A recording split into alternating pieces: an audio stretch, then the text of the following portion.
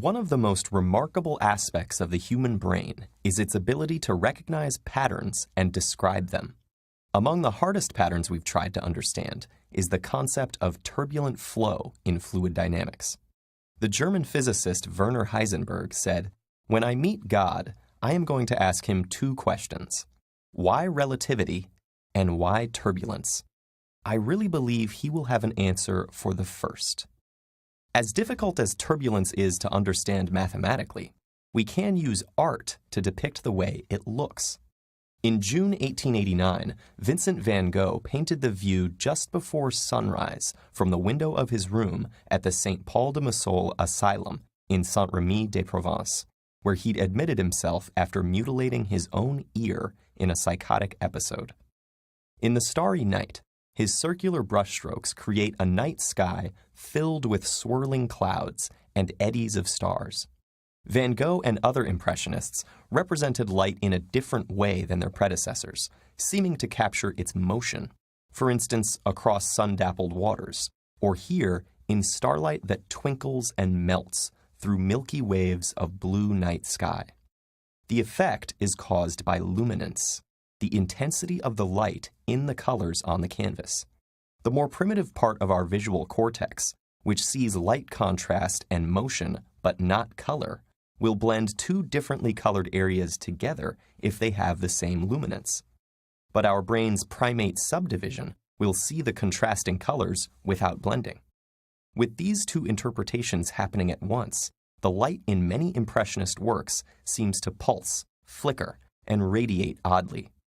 That's how this and other Impressionist works use quickly executed prominent brushstrokes to capture something strikingly real about how light moves. 60 years later, Russian mathematician Andrei Kolmogorov furthered our mathematical understanding of turbulence when he proposed that energy in a turbulent fluid at length r varies in proportion to the 5/3 power of r. Experimental measurements show Kolmogorov was remarkably close to the way turbulent flow works, although a complete description of turbulence remains one of the unsolved problems in physics. A turbulent flow is self-similar if there is an energy cascade. In other words, big eddies transfer their energy to smaller eddies, which do likewise at other scales. Examples of this include Jupiter's Great Red Spot, cloud formations, and interstellar dust particles.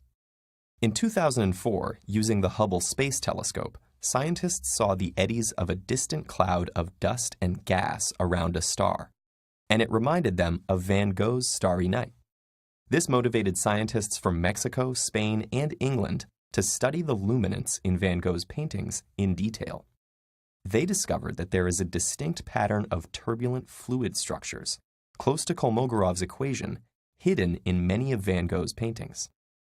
The researchers digitized the paintings and measured how brightness varies between any two pixels.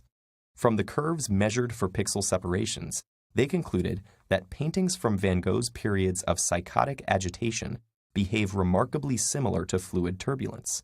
His self-portrait with a pipe, from a calmer period in Van Gogh's life, showed no sign of this correspondence. And neither did other artists' work that seemed equally turbulent at first glance, like Munch's The Scream. While it's too easy to say Van Gogh's turbulent genius enabled him to depict turbulence, it's also far too difficult to accurately express the rousing beauty of the fact that in a period of intense suffering, Van Gogh was somehow able to perceive and represent one of the most supremely difficult concepts nature has ever brought before mankind, and to unite his unique mind's eye with the deepest mysteries of movement, fluid, and light.